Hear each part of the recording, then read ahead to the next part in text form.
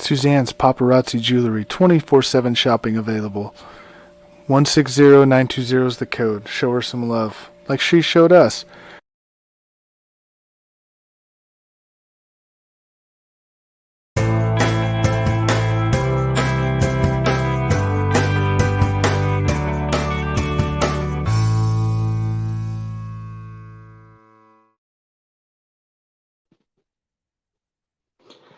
What's going on, everybody? Welcome to the Coast to Coast Entertainment Network.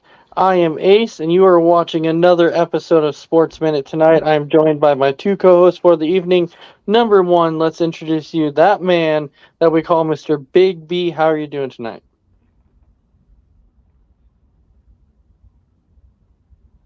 Big B? I'm doing okay, and apologize if I or somebody's having technical defeat. I'm here. I think we're having technical issues, so it's a hot one here in Minnesota, so that might be the reason. But I'm back, ready to talk some sports.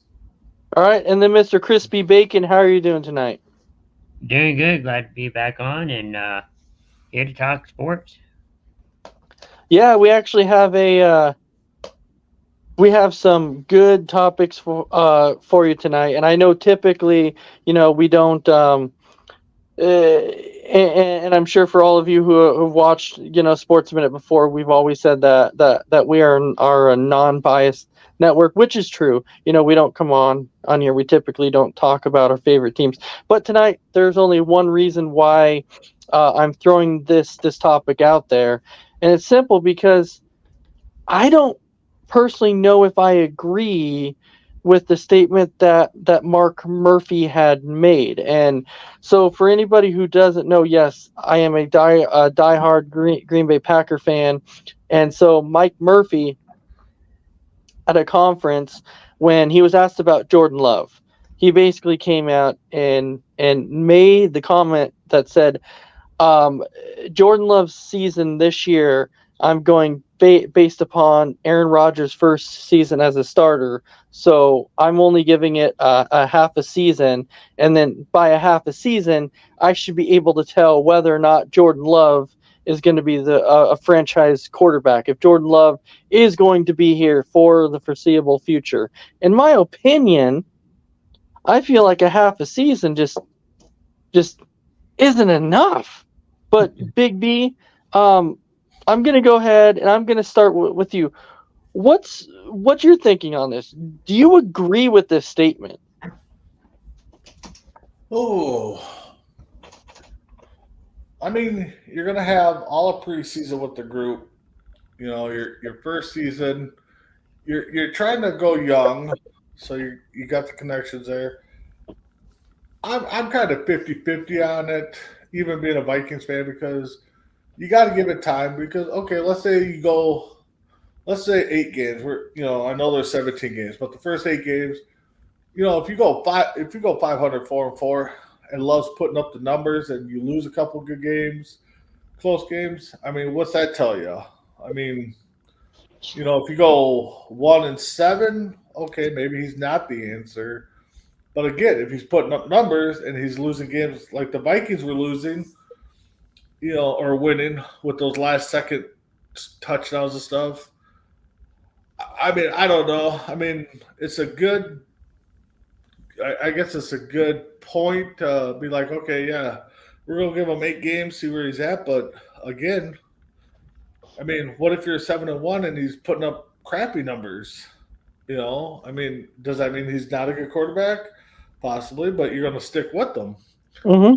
I don't know. I say you just go the full season. I mean, he's got 2 years left on his rookie deal or something like that. So yeah, they just signed him to a 1-year thing because it was almost like a 1-year prove it. It's pretty much so what it was. You play out the whole season because I don't know who the backups are right now.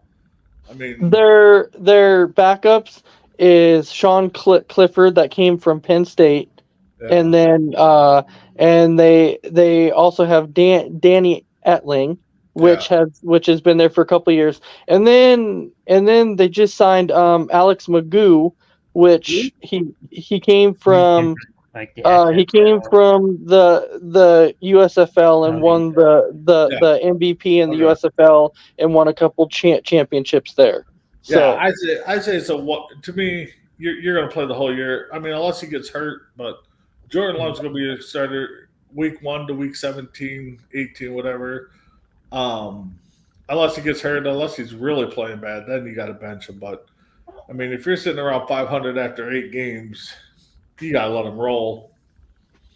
yeah, and that was kind of my point. Like, and I'm glad you kind of mentioned this too, was that when I was talking to my dad about this, and originally he's like, hey, well, if Jordan Love comes out and Green Bay's losing games, then Green Bay might decide. I'm like, well, hold on though, because if Green Bay's losing games, but Jordan Love is putting up the numbers, that doesn't really transpond that that's Jordan Love's fault.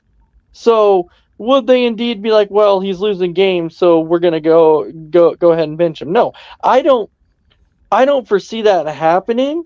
I think if Jordan Love is putting up the numbers and they're losing games, because let's say that the defense is not, playing the way that they're supposed to be playing, and they're allowing 30 points a game or whatever it is, and Jordan Love can't win games because he can't put up the numbers, 35 points a game or whatever, but he's still putting up decent numbers. I don't think that they go to anybody else. So to me, I don't think that they're going to base it off of a win or loss record. I just don't.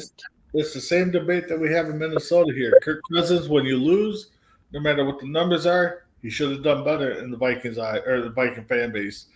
The Vikings win, he puts up, winning numbers. Oh, it was a team effort win. The defense stepped up. So when they lose, it's on the quarterback. When they win, it's a team effort. So Packers are going to get that same feel that the Vikings are having. Yeah, I just think that, to me, Jordan Love is in a kind of what I say a bad situation in a way, because I think the front office is so used to having Hall of Fame quarterbacks back to back. Yep. And so now they're like, well, Green Bay's just been winning for years and years and years. So now that standard is so high that they're like, hey, if he isn't winning games, he won't stick around. I'm like, well, but if the numbers are there, how can you get rid of them if the numbers are there? He's in a lose. Jordan Love personally is in a lose situation, team wise. I guess they're in a kind of lose. But unless Jordan Love can take them to the playoffs the first year, Packer fans are going to be like, "See, he wasn't the answer." Right, because who he's succeeding. Right, but in Rodgers' first year as a full starter, they didn't make the playoffs. They went 6-10. Yep. So and everybody was thinking, okay, well, maybe Rodgers isn't the guy. But Rodgers played relatively well his first year too. Even though they went 6-10, he still played well. So for the fan base of Green Bay, if they go 6-11 or 7-10 or whatever and don't make the playoffs, but Jordan Love plays well, don't panic. What I'm did sure. the Packers finish last year? They went 8-9. 8-9. So if they flip that around and go 10-7 or 11-6, get in the playoffs, they'll be okay. But if they stay 8-9 and they're competitive, it's going to be Jordan Love's fault. They didn't get better. Need to trade them. But I'm sure at that point too, they had low standards at that time when Aaron Rodgers, became the starter. Not necessarily, and the reason I'm saying that is because the Packers fans were actually a lot of them were pretty pissed because they were coming off from Brett Favre, a Hall of Fame quarterback, and then going to Aaron Rodgers, and Packers fans were angry with the way the situation with Brett Favre happened. A lot of people felt like the organization betrayed Favre to go to Rodgers. So a lot of people were like, well, we don't want to give Rodgers a chance. We think he's going to be terrible. That's and then they had low standards at that time.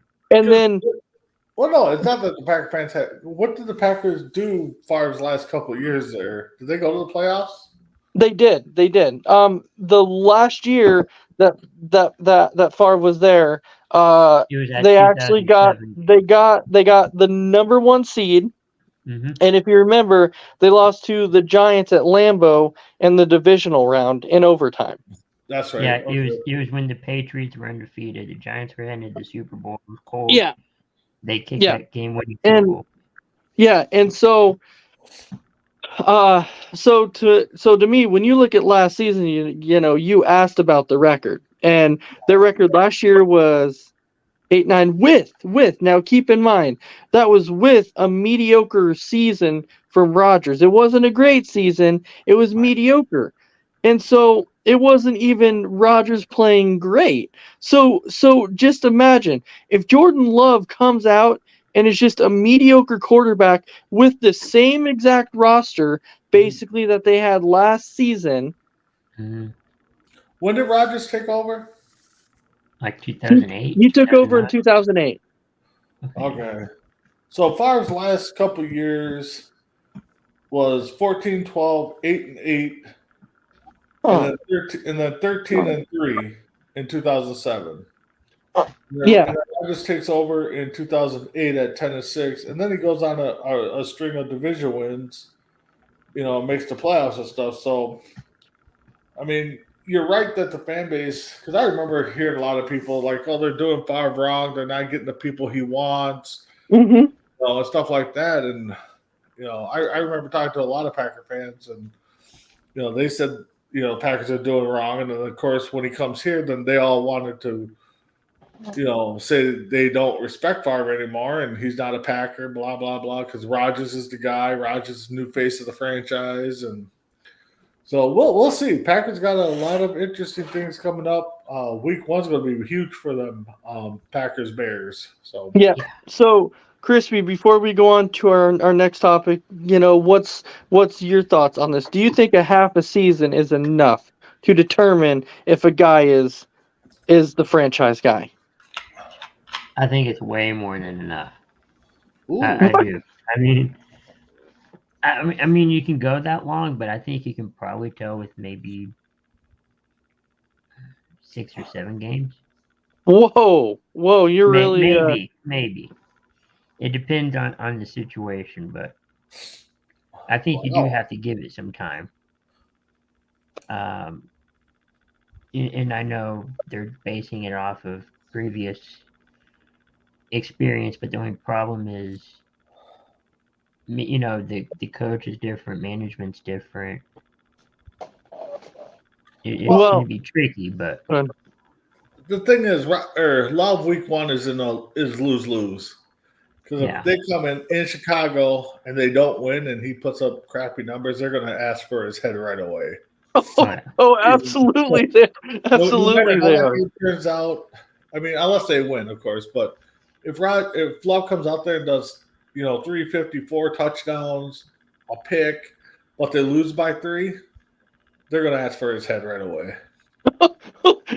Yeah, absolutely. Then people are going to be saying, "I told you he wasn't that guy," and it's like Even it's though it was one game. fault, but yeah. Yeah, no, I get it. All right, so moving on to our next topic. This one was quite interesting to me. That there was a running back meeting held over Zoom. That they were talking about the running back market, how they feel disrespected in the running back market because they feel like they're not getting the right amount of money that they should. And you just saw that Saquon signed a 1-year deal for $11 million. And this is the thing that got me. His franchise tag was 10.1 million. And then he Yeah. said, "No, I'm not signing it." So franchise tag would have been 1-year deal also Hmm. for 10.1 million. And they go, no. So he didn't want to sign it. So they said, "Okay, fine. We'll give you 1 year for 11 million." He's like, "Okay, I'll do it so we can figure out more." I'm looking and I'm like, "What?" So it's only 900,000 more? Like I don't get it. But Big But B, do you Crispy, if you want to talk first, you can go ahead and say all I was going to something. say was half of it's extension money, or not extension, but It incentives. is, but it makes 0 sense. And if they don't make the playoffs or anything, he still doesn't get paid those incentive money. Yeah, that's what I'm saying. It makes 0 sense. But Big B, do you feel like the running backs have a legitimate gripe here? It's the way the game has changed. I mean, we've gone from balanced offenses to now it's all about the passing game. Old school football, you used to run the ball to set up the pass. Now you pass the ball to set up the run. I think every team except for probably San Fran, Philly, Dallas now have a 2-set back. I mean, they got 2 decent backs. That's the way the game's being played. I mean, they got a grip, but yet they're not being used like they used to. I mean, you got 90 plays in a game. Almost 50 to 60 of them are passing plays, minus the sacks and stuff. Running backs are touching the ball 15 to 20 times, if not 10 to 15 times between the two of them. So, I mean, until a team starts using both backs, about 20 carries a game, I think we're going to see the diminish. That's why running backs don't go that high anymore. So, I mean, they got a great, but yet there's no standout running backs outside of a handful of running backs. So, it's 2 back committees. Yeah, and half of the time, running backs are also used as like receivers. Oh, yep. Yeah, they are. Well, they're getting like 50 touches, maybe 25 or less than that is pass plays. I say yes and no to a certain degree, and what I mean by that is typically if a team has that dual threat, that 1-2 punch, typically you have that one running back that can do both, that can go up for passes and that can run the ball. But then they have the second guy who's like the bulldozer type that can come in the short yardage, get you the yardage you need, maybe catch a pass from the backfield, but won't catch as much as the other guy. And so typically that's kind of how the 1-2 punches and the running backs are going now. You have the one that's all the all around dual threat, and then you have the one that's like your goal line and short yard guy. Yeah, which used to be called the fullback. Now no teams use the fullback. They go to dual backs. Yeah. So. It's just it's interesting to me though, because I don't think I've ever seen it to where a player calls a Zoom meeting with other position players around and be like, "Hey, Derrick Henry, whoever, I don't know." Yeah, we got to figure McCaffrey and Henry are probably the only 2 backs in the league that they're the studs. I mean, everybody else is getting cut and released and not getting signed like Dalvin Cook and Zeke. So which he might be a deal. My honest opinion was Zeke has gone downhill drastically. Oh yeah. So Zeke is the guy that I'm like, Zeke can't expect to get a lot because he's just not that same player as he was when he first came in the league. Well, no, and that's the thing is if he goes to let's just say Buffalo, where they got a decent back, and he gets his 10 carries.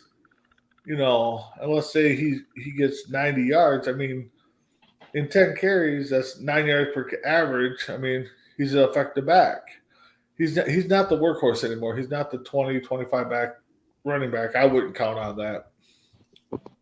No, and you could see it last year that Zeke wasn't that guy that you could rely on to the every down back. You just it's like when Pittsburgh had Jerome Bettis. He only got the ball 5 to 10 times. he probably got 2-3 touchdowns in those games. Right? He only had 20 yards. So yeah, but that's the type of running back that he was. Well, towards the end of his career, yeah, and that's what the quarterbacks have to understand is one, their career expectancy is only 5 to 7 years at best.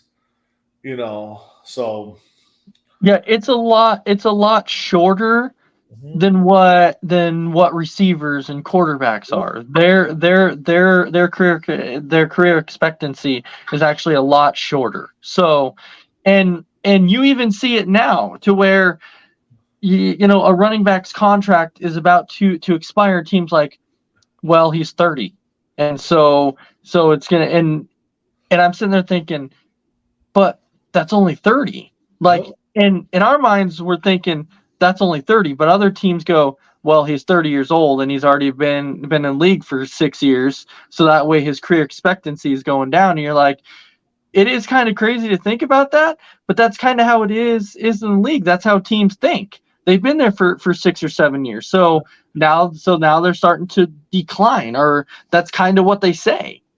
And it's no, and you're not wrong. And the thing is look at all the teams, how they're being built now. Running quarterbacks. So the quarterback itself is going to take 10 carries out of your hand. You split up the next 25 carries between two running backs. So I mean if you get let's take the Vikings. They don't have a running quarterback. So if they had two stud running backs, I'd be giving them the ball, both of them, 20 plus times a game, and then work on the pass. That's what I would do. But again, we're sitting here talking in our living rooms, bedrooms about, we don't see the X's and O's, but the football game's changed a lot, just like all the other sports. It has.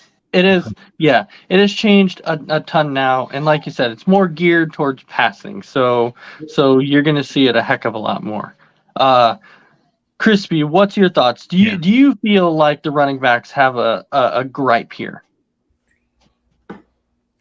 I feel like they do, but like you guys said, the running back market and just football in general has lessened not only the lifespan of a running back, but also their playing time. And even though they think they're probably the best running back out there, the market kind of dictates that a little bit.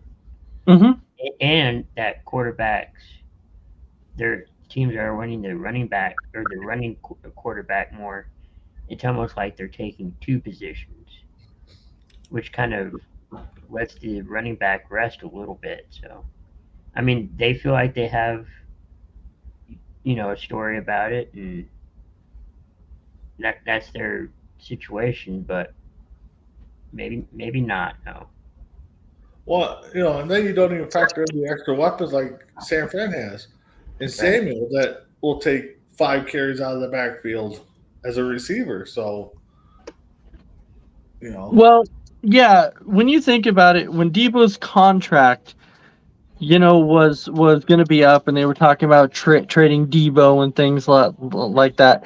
When Debo came out, Debo basically said, "Hey, when you offer me my contract, I'm not just a receiver. Yep. You also hand the ball off too. So I want to be paid as both a running back and receiver." And it's like, all right, what? He throws it a little bit too, doesn't he? I mean, occasionally. Debo, I think I've seen it maybe once or twice or something, but yeah. But doesn't a team have to choose whether they want, like, if the player plays two positions in a way? Yes. They do, because what they're tagging them as or signing them as. They do, because if you remember Denard Robinson when he played for Jacksonville, he was coming out of Michigan. He was a quarterback at Michigan, but when he came to the NFL and got drafted to Jacksonville was like, well, we don't want to use him as a quarterback. And so they put him at receiver. They put him at running back. They put him at tight end. Like, they put Denard Robinson everywhere. And then if you remember, what they tried to do on game day was they came out and they put OW, and the league was like, OW, what the heck is OW? And Jacksonville's like, OW stands for offensive weapon, and the league's like, you can't do that. The league's like, you have to specify whether you're putting them at receiver or running back or quarterback or tight end or exactly what you're doing. So Jacksonville did try that at one point to think, okay, we're going to put him as an offensive weapon. I always think it's kind of crazy. Oh, go ahead. No, it's fine.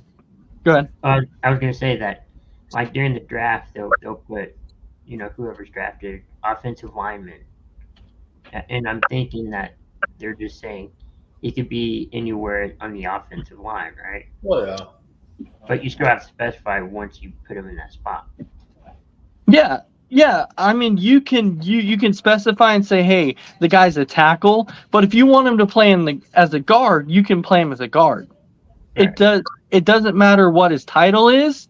He can play anywhere. You just have to label him as, okay, this guy's a tackle, so we're going to play him as guard. Okay, he's a tackle, we're going to play him at center. The only thing is you have to classify what his position actually is. But you can put him anywhere on the line. It doesn't matter. I think that's where the whole confusion is, and I think for running backs, I don't know if I agree with the gripes, but it is what it is. Yeah, that's how I am. I mean, it's just them trying to look out for themselves. I mean, just like a typical coworker, always, trying to get what's best for them, and they're trying to have a meeting about the position. And I mean, it is what it is. I mean, until one team steps up and like, nope, I'm going to take 2 stud backs. I'm going to take 2 decent, number 2 receivers. I'm going to get me a quarterback. And we're going to have a stud offensive line, and we're going to power run the game like old school football. I mean, that's the way it is. No, you're absolutely right, and I don't see that changing anytime soon. Yeah. All right, well, transitioning into our next topic, this was actually kind of shocking to me that Jaylen Brown, I don't know if you guys saw this before I posted it, but he signed the richest contract in NBA history. He just signed a 5-year, $330 million deal in the NBA for the Celtics. It was the richest. What? I said, good luck with that. I think it surprised me in a way. Like, people knew that Jaylen was going to get paid, but I don't think people knew that it was going to be the richest contract ever, too, in NBA history. I just don't think people expected that. Wow. Yeah. Are you reading up? Are you reading up on that now? Yeah, I'm actually looking at it because I heard about the contract, but so a whole lot of money. So projected salary for his contract this upcoming season, he'll get $31.8 million, and then it pretty much almost doubles to $52.1 next season, and then it kind of tapers off to where it's 56.3, 60.4, Right. 4.4, 68.8. Yeah. Salaries in all sports get ridiculous, but I didn't know he was that good. I mean, I'm not a big basketball guy, but I mean, we talk about LeBron James, but if he was coming into the league now, I mean, we could all agree that he's got a great skill set. I mean, that contract would be ridiculous if LeBron was coming in now as but yeah, that's just ridiculous. I mean, you'd probably get that contract too. LeBron would have, I'm sure, if he was good like he was. Well, even a Michael Jordan would get that contract. Imagine what Michael Jordan would get paid. Yeah. Imagine what Kobe Bryant would get paid. Imagine, that's the thing. Imagine what some of these old school basketball players would have gotten paid if they were playing now. Mm-hmm. Oh yeah.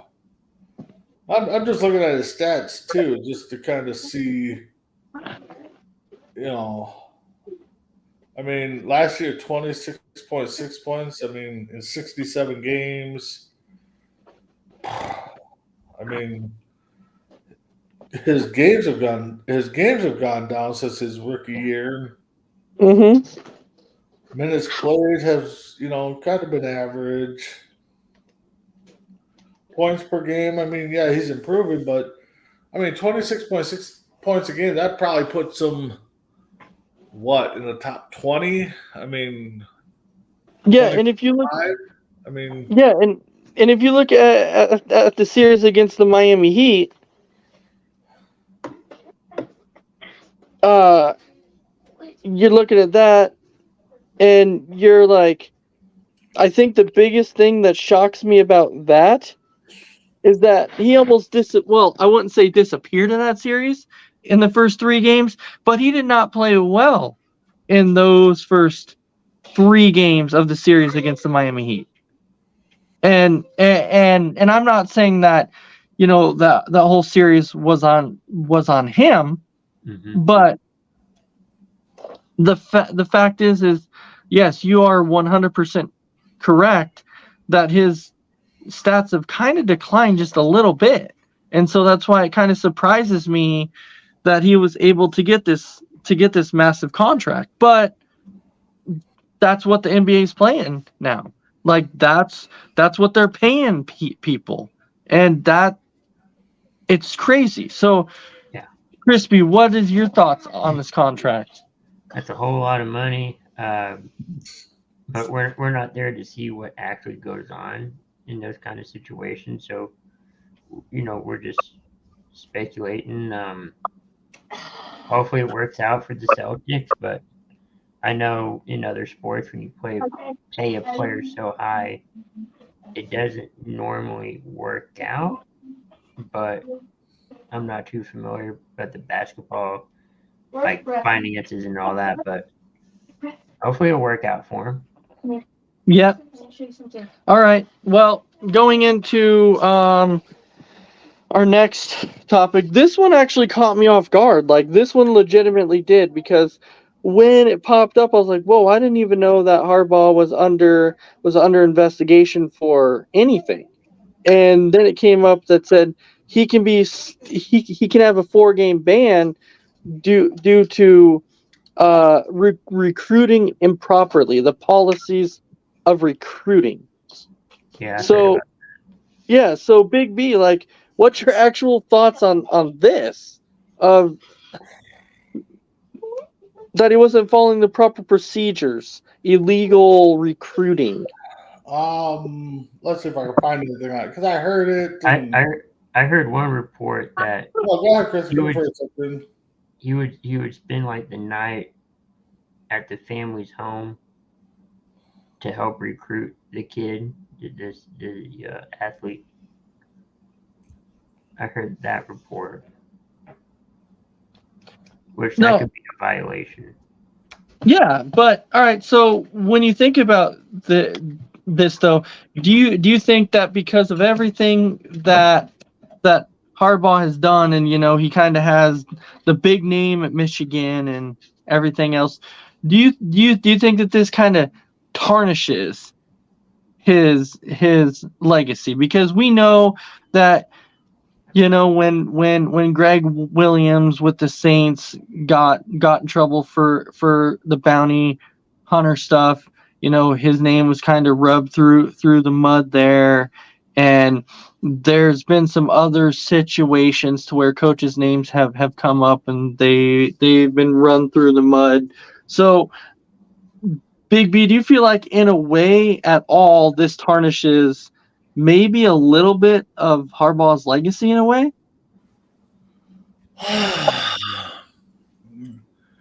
I don't know. I mean, there's so much when it comes to recruiting. I mean,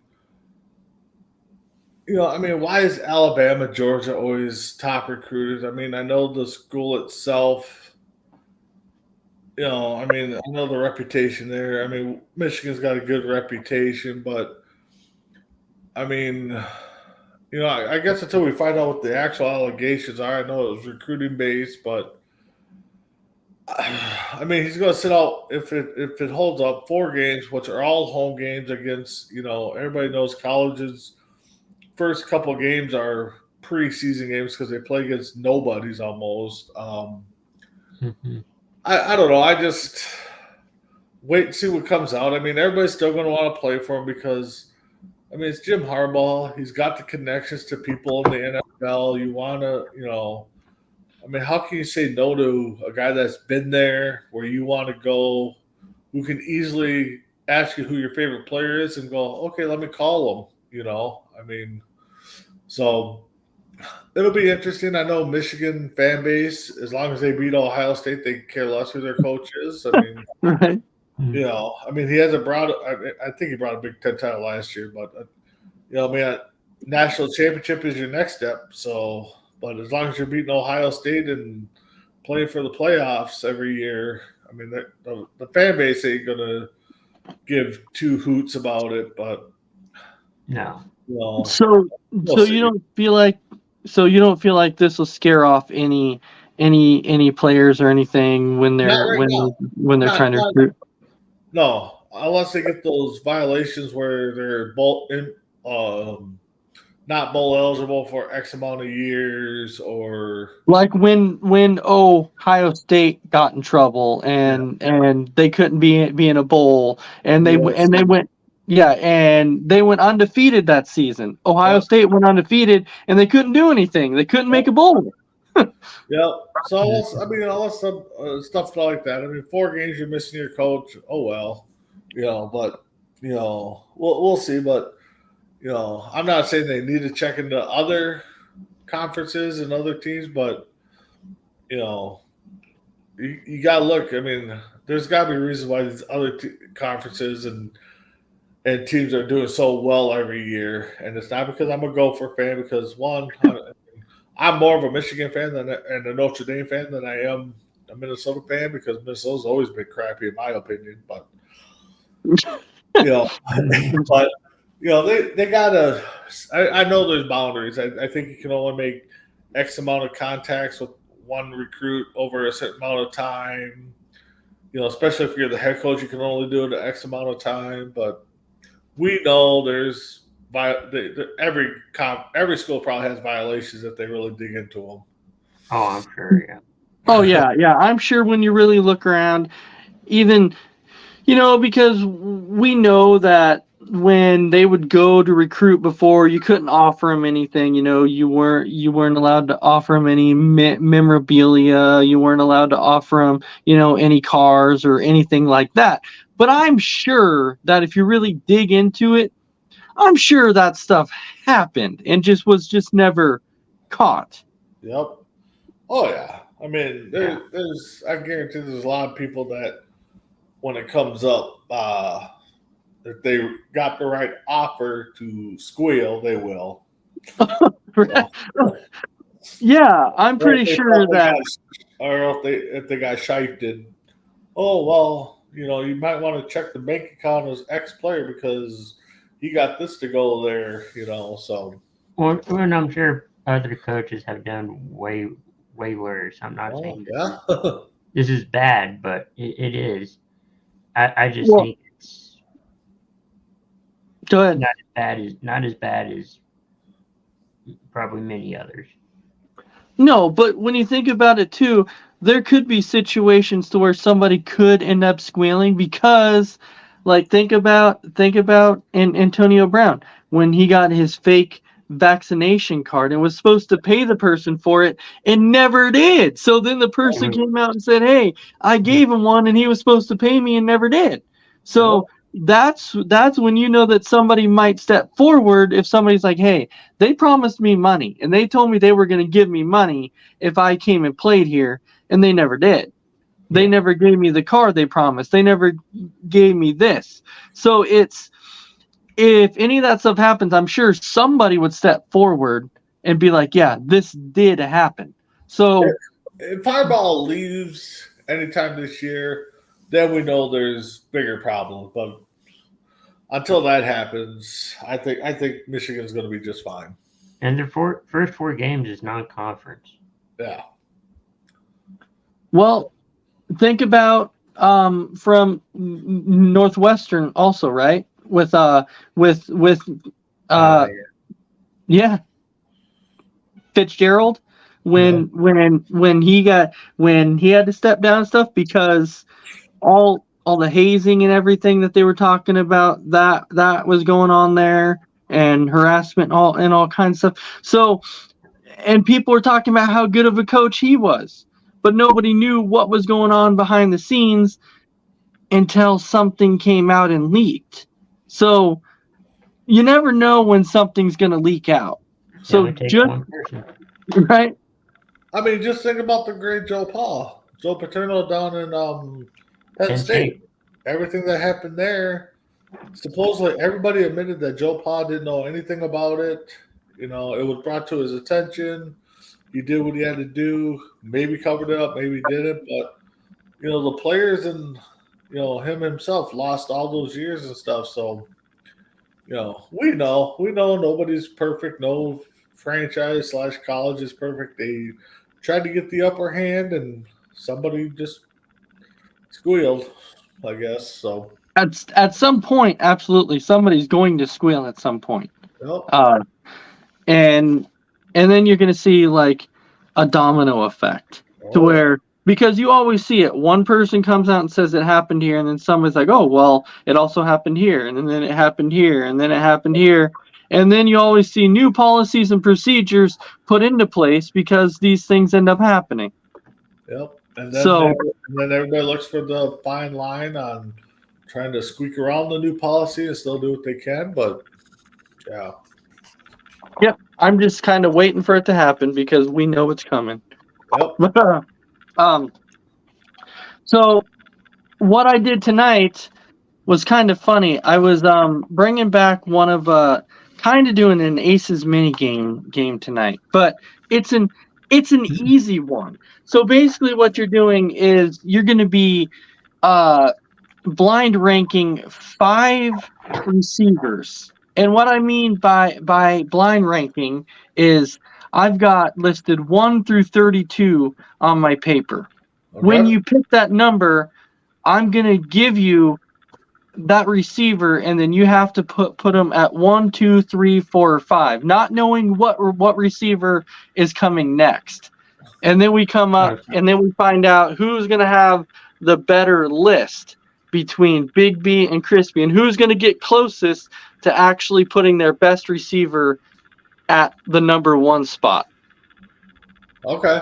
So it's not a ranking you found on like ESPN or anything. It's just the top 32 receivers, and we're taking the top 5 and just kind of. Yep. So what I did was it wasn't even the top 32 receivers. I took the starting receiver.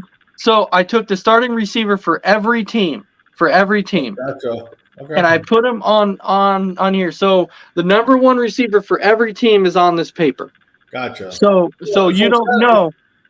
So Yeah, it's so kind of what I've seen on TikTok where they'll take a sport and be like, okay, I'm going to rank the best 5 wrestlers. Yep. Gotcha. Yeah, but this is a blind ranking. So every time you pick one, you say, I'm going to go ahead and stick this person at this number, not knowing what receiver's coming next. Yep, exactly.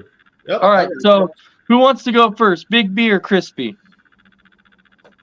I don't care. Crispy, go ahead. You go I'll first. go first. All right, so Crispy Bacon, we're going to go with your 5. Well, actually, yep. So Crispy, you'll pick one, then Big B will pick one, and then we'll go back and forth. What's up, Isaiah? All right, Crispy, 1 through 32. What number are you picking? 10.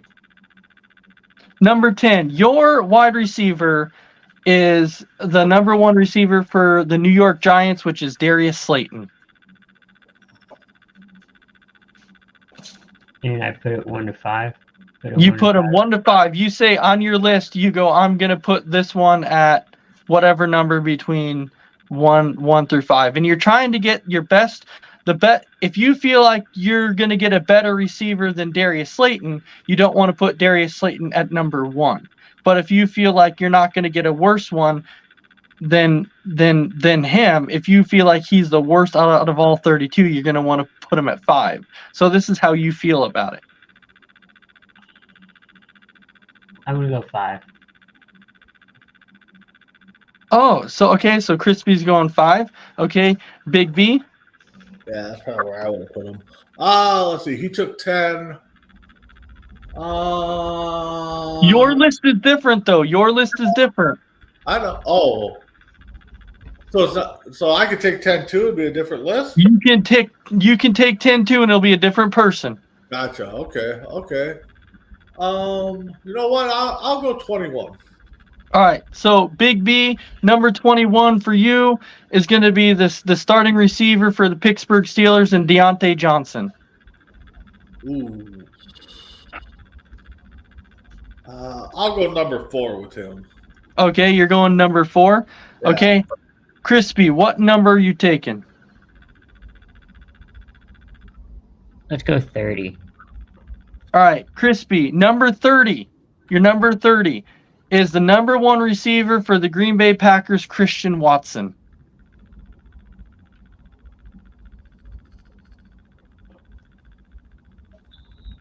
And you already took 5. You already took 5. Okay, so you're going to put him at 4. Okay. That's a good one. Let's see. I'll go number 5. All right, so you're going to pick number 5. Big B, your receiver is going to be the number 1 receiver for the Philadelphia Eagles, A.J. Brown.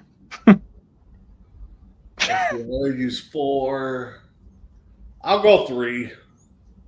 Wow, okay. Okay, so you feel confident that you're going to get a better one than A.J. Okay? I got 2 hopefuls. Yeah. Yeah, you got 2 hopefuls. All right, Crispy.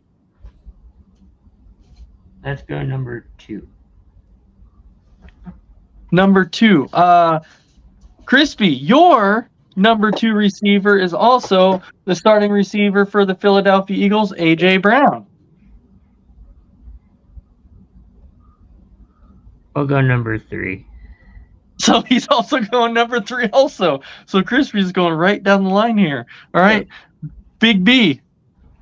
Let's see. You know what? We'll go number 10. We'll see what number 10 has. All right, number 10. Big B for you. Number 10. Starting receiver for your Minnesota Vikings, Justin Jefferson. Oh God, where am I going to put him at? He's number 1. All right, you're going to go number 1. Okay. All right. Crispy. We'll go number 1. Number 1 on your list. Okay, Crispy, number 1 on your list. From the Las Vegas Raiders, you have Devontae Adams. I'll go 2. Oh, he's feeling confident. He's feeling confident that he's going to get one better than Devontae. All right. Big B, you got 2 numbers left. You got 2 and 5. We'll go 32. 32. Big B, your number 32 from the LA Chargers, Keenan Allen. 5. I was going to say you're going to put 5. 5. 5. All right. And Crispy, this will be your number 1 receiver. Number 9. Number 9. Crispy's number 1 receiver is a starting receiver for The Bears. the Indianapolis Colts, Michael Pittman Jr. Not bad, number 1. I mean, all right. Who's my number 2? All right. What's your number? You know what? Hey, we'll go 2 for 2. So I'll go number 2. Number 2. All right. Big B, your number 2. And your number 2 starting receiver in your order is going to be the is going to be the wide receiver for the New York Jets and Garrett Wilson. So actually, not bad. Not bad. We'll see how Wilson can get along with Rodgers. So How do you feel about your list? Do you feel like there's anything on your list that you would have switched? well, Jefferson's for sure your number one. No, I think we got it. Out of the 5 guys I picked from, I don't think I switch them. Yeah. So let me ask you, why would you have kept Keenan Allen at number 5 if you switched anything? Okay, so I had Allen at 5. I had You had AJ Brown at 3. You had Garrett Wilson at 2, Justin Jefferson at 1, and then you had Deontay Johnson at number 4. I mean, I guess I could have went probably 4 or 3 with number 5. I guess I could have flipped them around, but that's what you get. Right. That's what you get when you blind rank receivers. You just never know. Exactly. All right, and Crispy, how do you feel about your list, knowing that your number 1 receiver is Michael Pittman Jr.? Overall, I feel okay about the list. I may, if I had the chance, probably take off Pittman, but I mean, he's not a bad receiver. He's not a bad receiver. But I think you would definitely switch Devontae Adams around with Michael Pittman. Yeah, I would have. Well, yeah, I mean, but you don't know how well he's going to do with Jimmy Garoppolo. I know. And they've already said they've been trying to supposedly Devontae doesn't want to be in Vegas anymore anyways. He wants to get out of there, so. Right. Watch, he'll end up in New Orleans again with Derek Carr. That's what the speculation is, or maybe the Jets. So. Right. All right. Well, that was really all we had for you today. So, Big B, what thoughts do you have for us? So I missed last week. I rewatched the show, so I just want to get a comment out there. It was something to do with Kirk Cousins winning the Super Bowl, and he'll be the the GOAT in Minnesota over Prince. Man, I know the person that said it. Or I don't know who said it, but I know it came from a C2C account. So, but I actually saw a comment somewhat like that in another chat, and I tell you what, whoever thinks Kirk Cousins is going to bring a Super Bowl here and get credit for it is out of their mind, because when Kirk Cousins wins, it's a team effort, and when Kirk Cousins loses, it's Kirk Cousins' fault. And if you look at the list of Minnesota icons or people from Minnesota tied to Minnesota, Prince is definitely number 1, and you can go on. Kirk Cousins ain't even in the top 15 to 20 in my opinion. So, but it was good to be back on, and hope everybody keeps checking out C2C all week long. So, and we'll be back on deck on Saturday. All right, and Crispy Bacon. Yeah, thanks everyone for watching, tuning in. Morning tailgates back this weekend. Yep. Preseason action coming your way. A couple weeks, maybe a week or 2, but almost time for football. It is. All right. We definitely thank everybody for watching, and with that, we hope everybody. One more thing, Ace, before we go. First off, I don't know if everybody's seen the news. I want to send out thoughts and prayers, even though a lot of us don't like his dad. Bronny James had a cardiac arrest at practice a couple days ago, so hopefully for a speedy recovery for him. And congratulations to all the champions in the Women's Professional Football League. We follow the Oregon Cougars.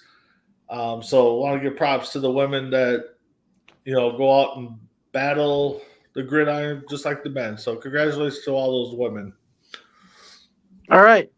We definitely want to thank you all for watching, and we will see you again next week for another episode of Sports Minute. So you all take care and have a fantastic night.